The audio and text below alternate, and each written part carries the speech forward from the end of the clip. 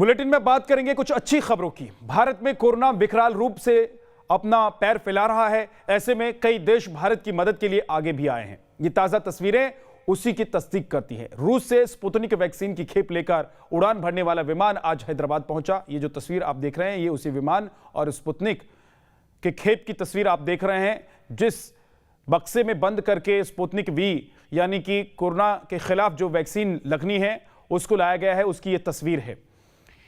90% से ज्यादा असरदार है ये टीका। वैक्सीनेशन में तेजी लाने के मकसद से केंद्र सरकार ने हाल ही में भारत में स्पुतनिक वी को इमरजेंसी इस्तेमाल की मंजूरी दी थी।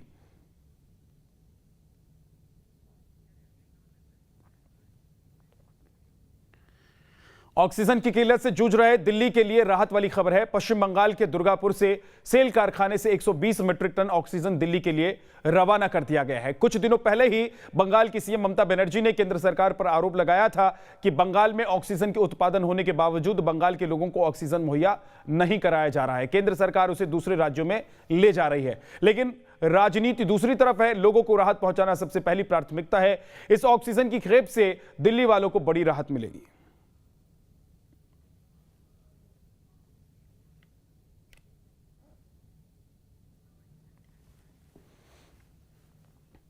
देश में जहां कोविड के कहर से चारों तरफ हाहाकार मचा है, वहीं अस्पतालों में बेड की किल्लत से लेकर लोगों को दवाइयों तक की कमी का सामना करना पड़ रहा है। इन दिनों चुनौतियों के बीच महाराष्ट्र के नांदेड़ जिले में व्हाट्सएप ग्रुप से जुड़े एक दोस्त ने मिसाल पैदा कर दिया। इन दोस्तों ने मिलकर 50 बेड का कोविड सेंटर तैयार कर दिया, जो कोरोना मरीजों के लिए बड़ी राहत साबित हो रही है। बाहर स्कूल का बोर्ड, रिसेप्शन पर मरीजों को टेम्परेचर नापती नर्स और अंदर कोविड मरीजों का इलाज करते डॉक्टर। महाराष्ट्र के नांदेड़ जिले के नायगांव की ये तस्वीरें कोरोना से कराहते महाराष्ट्र में उम्मीद जगाती है। इंसान की service is the more than the God service. जहां एक तरफ देश में कोरोना कहर बरपा रही है, वहीं नायगांव के कुछ लोगों ने मिलकर ये कोविड हॉस्पिटल तैयार किया है। इनका मकसद साफ है, इलाके के गरीब लोगों को कोविड से राहत दिलाना। जो कुछ एरिया में जो कोरोना का फैलाव हो रहा, ये सेंटर से थोड़ी सी राहत मिली। लोग एडमिट है इस कोविड सेंटर में, टोटल गरीब लोग हैं यहाँ पे, और इन गरीब लोगों को जो यहाँ पे फैसिलिटीज हमने प्रोवाइड कर रहे हैं यहाँ पे, आप देख सकते हैं कि उनके फैसिलिटीज इतने अच्छे हैं कि ऐसा लगता है कि ये एक टूरिस्ट प्लेस में आए हैं। दरअसल महाराष्ट्र का नांदेड़ भी कोरोना का हॉट स्पॉट बन गया है। यहाँ कोविड से रोजाना हजारों लोग संक्रमित हो रहे हैं। अस्पतालों में जगह नहीं बची है, साथ ही मौत की खबर ने लोगों में डर और चिंता बढ़ा दी है। ऐसे में नायगांव के पत्रकारों का एक व्हाट्सएप ग्रुप एक्टिव हुआ और यहाँ के लोगों के लिए निजी कोविड सेंटर तैयार कर दिया।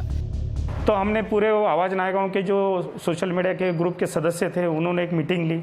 मीटिंग लेके हमने एक प्राइवेट कोविड सेंटर लोकसभा में से खोलने का वहाँ तय हुआ।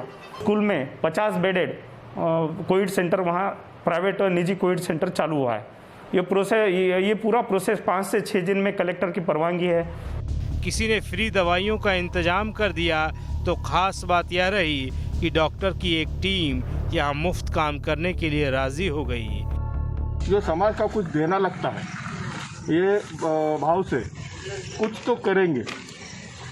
सबसे हमारा बोझा हम कम करें। डॉक्टर विश्वास चौहान तो उन्होंने बोले जो कुछ मेडिकल फैसिलिटी लगती वो मेरी तरफ लगी, मैं प्रोवाइड करता। इन सब के बीच यहाँ के पूर्व विधायक वसंतराव चौहान ने अपनी स्कूल की जगह इस कोविड सेंटर के लिए दे दी, जहाँ फिलहाल 50 बेड लगे हुए हैं। तो जरूरी दवाओं और ऑक्सीजन सिलेंडर के साथ इमरजेंसी में मरीजों को रेफर करने के लिए एक एम्बुलेंस भी 24 घंटे तैनात रहती है।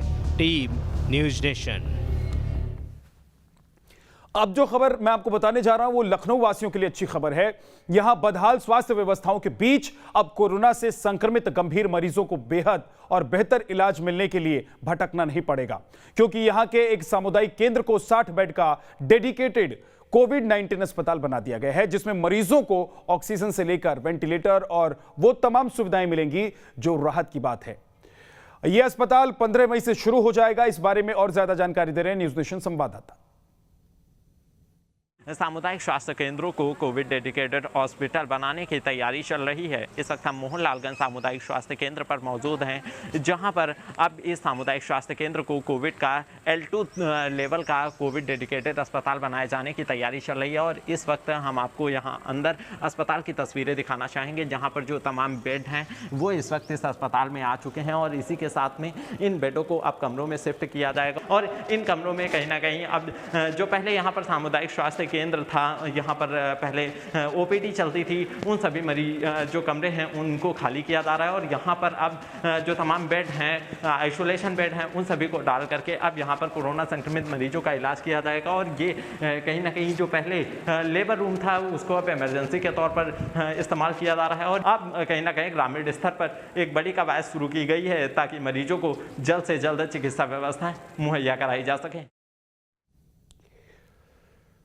यूपी में 3 दिन का लॉकडाउन लगा है, लेकिन बावजूद इसके आगरा में लोग लापरवाही बरतते नजर आए। बेवजह सड़क पर घूमते नजर आए, दुकानें खुली थी, जिसके बाद वहां का प्रशासन सख्त हुआ और पूरे शहर में चेकिंग अभियान चलाया गया।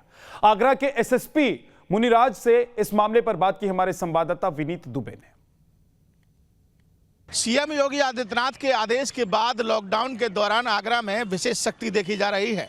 अगर हम आगरा की तस्वीरों की बात करें तो आप देख सकते हैं कि चौराहों पर पुलिस फोर्स तैनात है। जो हमारा फ्रंटलाइन वॉरियर है वो पुलिसकर्मी सड़कों पर मौजूद है और प्रॉपर कोरोना गाइडलाइंस का पालन हो, बेवजह लोग घर से बाहर ना निकलें, उस बात को लेकर सख्ती की जा रही है। पेपर्स चेक किए जा रहे हैं और बिना जो जरूरी व्यक्ति है, कोई एसेंशियल सर्विस से अगर कोई बाहर निकल रहा है तो उसी को ही जाने की इजाज़त दी जा रही है। खुद SSP मुनिराज यहाँ पर कमांड संभाले हुए हैं और चौराहे चौराहे पर व्यवस्था कर दी गई है, बैरिकेडिंग लगा दिए गए हैं। हर गाड़ी की चेकिंग कर रहा है, क्यों घर से निकला है, उनका कोई इमरजेंसी की पर्चा है, कोई दवा का पर्चा है और कोई हॉस्पिटल में जा रहा है, उनका अलावा बाकी कोई फालतू घूमने वाला का सब खिलाफ सख्ती से सख्ती चालान काट रहा है। उस तरह के लोग बहुत कम निकल रहे हैं, फिर भी उनका गाड़ी सीज हो रही है, उनके खिलाफ सख्ती से सख्ती उनका कोविड को उल्लंघन के लिए चालान काट रहे हैं हम लोग। हमारा हर चौराहे पर COs, एडिशनल SP सभी लोग रोड पर उतरा है, हम सख्ती से लागू कराएंगे। ये लॉकडाउन अगले 4 दिन अच्छी सफल होने के लिए प्रयास करेंगे। पूरा पुलिस फोर्स लगी है। वहीं आगरा के जिला अस्पताल में बने कोविड जांच केंद्र पर किट की कमी की वजह से नहीं हो पा रही है 24 घंटे से कोविड जांच। इस व्यवस्था का जायजा लिया न्यूज नेशन संवाददाता ने। ताजनगरी आगरा में इस समय कोविड की जांच नहीं हो पा रही है और ऐसा कहा जा रहा है कि जो बाइल है वो खत्म हो चुकी है। और इस समय मैं कोविड जांच केंद्र जिला अस्पताल पर खड़ा हूं और यहां पर आप तस्वीरें देख सकते हैं कि जहां कभी भीड़ हुआ करती थी, लोग जांच कराने पहुंचते थे, वहां सन्नाटा पसरा हुआ, इक्का दुक्का लोग ही आपको यहाँ पर दिखाई दे रहे होंगे। और यहाँ हम अंदर चलेंगे और यहाँ जानने की कोशिश करेंगे कि आखिर पूरा माजरा क्या है। कल भी आए थे, कल भी पेशेंट को लेके वापस चले गए। आज ही क्या कहा गया था आपसे? बंद था, गेट बंद था। बहुत ही मतलब दिक्कत हो रही है। थोड़ा गवर्नमेंट को भी थोड़ा फोकस करना चाहिए। कोई सुनवाई नहीं है, कोई कुछ नहीं है। यहाँ एक बार कुछ डॉक्टर साहब इनसे और एक बार बात कर लेते हैं। नहीं, मेरी तो आज ही ड्यूटी लगी है, मैं अभी आया हूँ। देख सकते हैं यहाँ पर फॉर्म भरना शुरू हुए हैं। 2 दिन से ये बता रहे हैं कि कल से ये यहाँ पर जांच नहीं हो पा रही थी और अब ये जांच शुरू हुई है। और अब यहाँ पर ऐसा देखा जा रहा है कि जो 24 घंटे से कोविड जांच केंद्र बंद था, अब उसे खोला गया है। अब बाइल आई क्योंकि बाइल की कमी थी और अब यहाँ पर जांच शुरू की गई है। और ऐसे में तमाम मरीज जो थे, जो मरीज के तीमारदार हैं, वो यहाँ पर लगातार आकर भटक रहे थे। ऐसे में जिला प्रशासन एक बार कहता है कि उनके पास पूरी व्यवस्था है, तो ये सच्चाई जो है वो कहीं ना कहीं उनकी कल ही खोलता नजर आता है। वीडियो जर्नलिस्ट मनोज के साथ आगरा से विनीत दुबे, न्यूज नेशन। अब आपको लेकर चलते हैं जयपुर, जहां 18 से 45 साल की उम्र वालों के लिए वैक्सीनेशन अभियान शुरू हो चुका है। वैक्सीनेशन सेंटर से जायजा लिया न्यूज नेशन संवाददाता ने। 18 से 44 साल के लोगों का वैक्सीनेशन महाअभियान आज से राजस्थान में शुरू हो चुका है और मेरे साथ CMHO नरोत्तम शर्मा, उनसे बात करते हैं किस तरह की तैयारियां हैं और आगे चूंकि एक बड़ा वर्ग इससे जुड़ने वाला है, लिहाजा आगे किस तरह की तैयारियां राजस्थान में की जा रही हैं। बात जयपुर करें CMO साहब, तो आज पहला वैक्सीनेटर जो बैठा हुआ है 18 साल की और 44 साल की उम्र के बीच, आज कहाँ वैक्सीन लग रही है, कितनी वैक्सीन लगने की संभावना है? क्योंकि रात को हमें 3 लाख डोज वैक्सीनेशन पूरे राजस्थान में प्राप्त हुई है, उसके तहत सरकार ने 11 जिलों में वैक्सीन का प्रोग्राम शुरू किया है। जहाँ पर संक्रमण की दर ज़्यादा है वहाँ पहले शुरुआत की है बड़ी खुशी की बात है। आज से 18 साल से 45 साल के आयु वर्ग के लोगों के लिए वैक्सीन शुरू किया जा रहा है। जयपुर में आज 14 सेंटर पर हमने वैक्सीन प्रोग्राम शुरू किया है और हम चाहेंगे कि हमें वैक्सीन की उपलब्धता पर्याप्त मात्रा में होने पर हम पूरे जितने सेंटर चल रहे हैं सभी सेंटर पर हम काम शुरू कर देंगे और निश्चित तौर से हम लोग ज़्यादा से ज़्यादा युवाओं को हम वैक्सीनेट करना चाहेंगे जिससे कि बीमारी पर इस पर कंट्रोल लग सके। ये थे CMHO साहब जिनका कहना है कि आज से वैक्सीनेशन अभियान शुरू हो चुका है, क्योंकि पहला दिन था, लिहाजा 14 सेंटर पर वैक्सीनेशन अभियान चल रहा है। आगे ऐसे सेंटर बढ़ाए जाएंगे। इंतजार कर रहे थे कि वैक्सीन का समय और वैक्सीन लगवाए। ये काफ़ी टाइम से इंतजार कर रहा था और जैसे ही सरकार ने खोला तो काफ़ी फेयर सिस्टम के तौर पे कोविन ऐप के थ्रू मैंने रजिस्टर करा। आज सुबह ही मैंने रजिस्टर करा और मेरा नंबर आया है। ये तमाम स्टाफ बैठा हुआ है और आज चूँकि एक बड़ा महाअभियान हिंदुस्तान में शुरू हुआ है, 18 से 44 साल के लोगों का वैक्सीनेशन, ये वह वैक्सीनेशन है जिसका लंबे समय से देश इंतजार कर रहा था और आज से वो वैक्सीनेशन अभियान शुरू हो गया। हालांकि राजस्थान में आज बहुत कम जिलों में, करीब 11 जिलों में अभियान शुरू किया गया है। सेंटर्स भी बहुत कम बनाए गए हैं क्योंकि डोज केवल 3 लाख आई है, लेकिन उम्मीद है आगे डोज भी अधिक आएगी और वैक्सीनेशन का ये महाअभियान अपनी गति पकड़ेगा। चूँकि अब केवल और केवल उम्मीद बची है वैक्सीनेशन पर। जिस तरह कोविड की महामारी है उसमें जितनी जल्दी हो सके सभी लोगों को वैक्सीनेशन कराना बहुत ज़रूरी हो गया है। वीडियो जर्नलिस्ट राजू चौधरी के साथ लाल सिंह फौजदार, न्यूज़ नेशन, जयपुर। और लखनऊ में भी टीकाकरण अभियान शुरू हो चुका है, लेकिन यूपी के सिर्फ 7 जिलों में ही टीकाकरण किया जाएगा। ये वो जिले हैं जहां कोरोना के सबसे ज्यादा सक्रिय मामले देखे गए हैं। वैक्सीन सेंटर से जानकारी दे रहे हैं संवाददाता अवनीश सिंह। यूपी के 7 जिलों में आज से 18 साल के ऊपर के लोगों को वैक्सीन की पहली डोज दी जाएगी। लखनऊ, कानपुर, बनारस समेत आज से ये वैक्सीनेशन अभियान शुरू हो रहा है। 7 उन जिलों को चिन्हित किया गया है जहां पर 9000 से ज़्यादा सक्रिय मामले हैं कोरोना के। अगर बात राजधानी लखनऊ की करें तो लखनऊ में आज वैक्सीनेशन के लिए 10 सेंटर बनाए गए हैं जहां पर 18 से लेकर 44 साल के बीच के लोगों को वैक्सीनेट किया जाएगा। ये जो आप तस्वीर देख रहे हैं ये लखनऊ के सिविल हॉस्पिटल की तस्वीर है जहां पर तैयारियां पूरी हो चुकी हैं और अब से थोड़ी ही देर में यहां पर वैक्सीनेशन शुरू होने वाला है। अगर लखनऊ की बात करें तो लखनऊ में आज पहले दिन तकरीबन 3000 लोगों को वैक्सीनेट किया जाएगा। हालांकि इस बार ये अनिवार्य कर दिया गया है कि अगर आपको वैक्सीन लेना है तो सबसे पहले आपको आरोग्य सेतु और कोविन पोर्टल पर पंजीकरण कराना होगा। हालांकि सरकार ने तय किया है कि इन 7 जिलों के बाद दूसरे जिलों में भी 18 से लेकर 44 के बीच के लोगों को वैक्सीनेट करने की प्रक्रिया जल्द ही शुरू की जाएगी। वीडियो जर्नलिस्ट सुफी खान के साथ अविनाश सिंह, न्यूज़ नेशन, लखनऊ। आगरा में शुरू हुआ ऑक्सीजन प्लांट। सेना और आगरा प्रशासन की मदद से ऑक्सीजन प्लांट शुरू किया गया है। 24 घंटे में लगभग 2000 सिलेंडर बांट दिए गए हैं।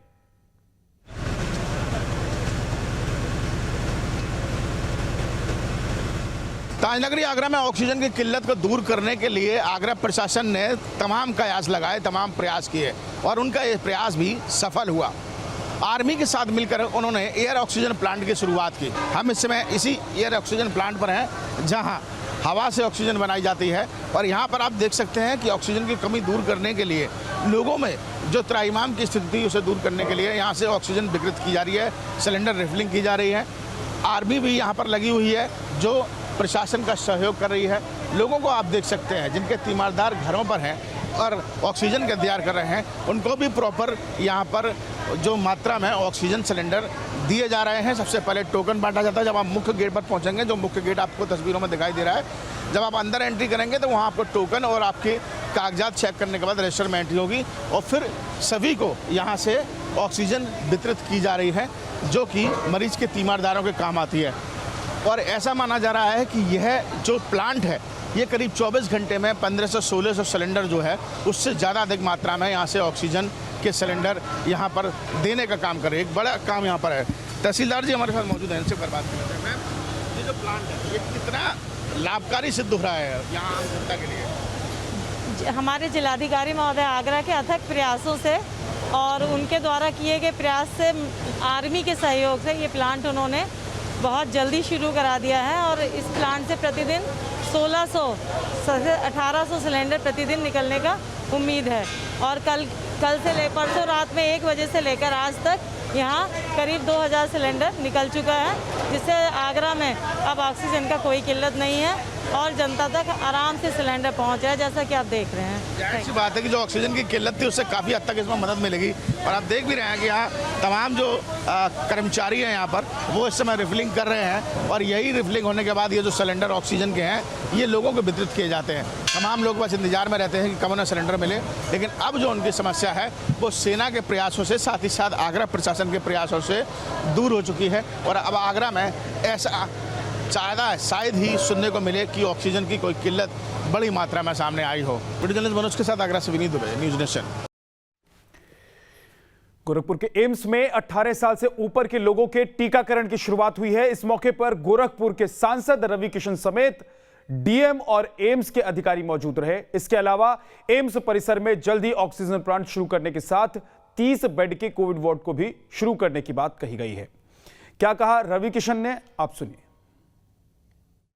कोशिश यही है कि उपचार घर पर भी करें। अगर ऑक्सीजन लेवल बहुत ज़्यादा नहीं गिरता, उल्टे लेटना है, कैसे करना, साइड करवट सोना है, योगा, लोम विलोम प्राणायाम करके अपने आप को हाइट करना, एक्सरसाइज करना है, डेली गर्म पानी पीना, काढ़ा पीना, गर्म दूध पीना, लौंग, कपूर और इसका अजवाइन का पुड़िया बना के एक पोटली बना के कॉटन के इसमें नाक में सूंघना है, भाप ज़्यादा लेना है, स्टीम लेना है, गर्म पीना है, गर्म खाना है। ये सारी चीज़ों के साथ साथ मेडिसिन हैं, जो दवाइयाँ हैं कोविड की, वो लेना है।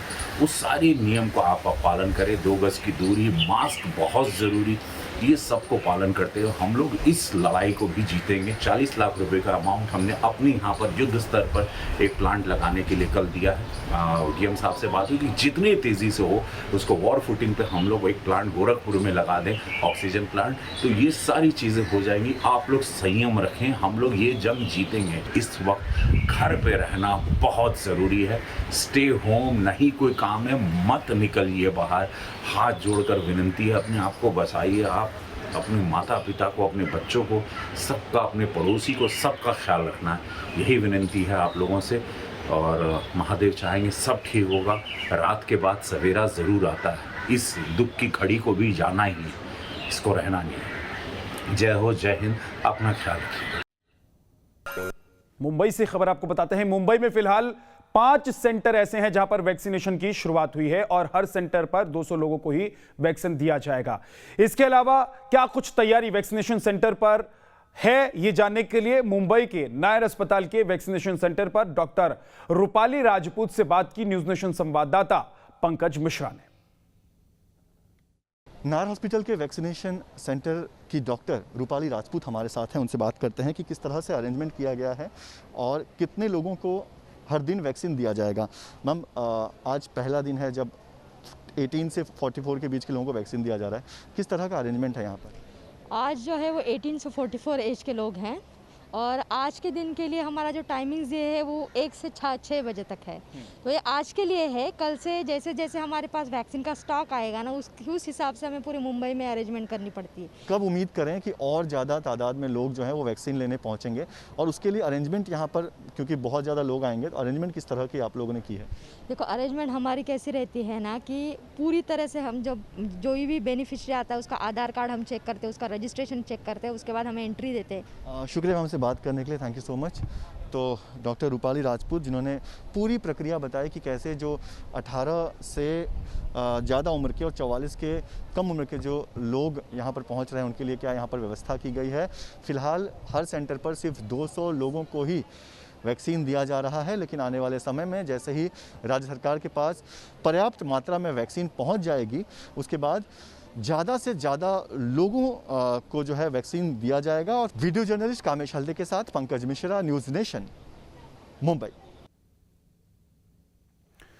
तो महाराष्ट्र में भी कोविड वैक्सीन की डोज की कमी है, जिसकी वजह से कई जगह पर नहीं हो पाया है वैक्सीनेशन। जी हां, राज्य के पास एक दिन के लिए सिर्फ 3 लाख डोज ही उपलब्ध है। ऐसे में मुंबई में वैक्सीनेशन से पहले बीएमसी ने साफ कर दिया है कि कुछ वैक्सीनेशन सेंटर पर टीका उपलब्ध नहीं होने के कारण 2 मई तक 45 साल से ज़्यादा उम्र वालों को वैक्सीन नहीं दी जाएगी। गोरेगांव नेस्को सेंटर से ये तस्वीर दिखा रहे हैं आपको।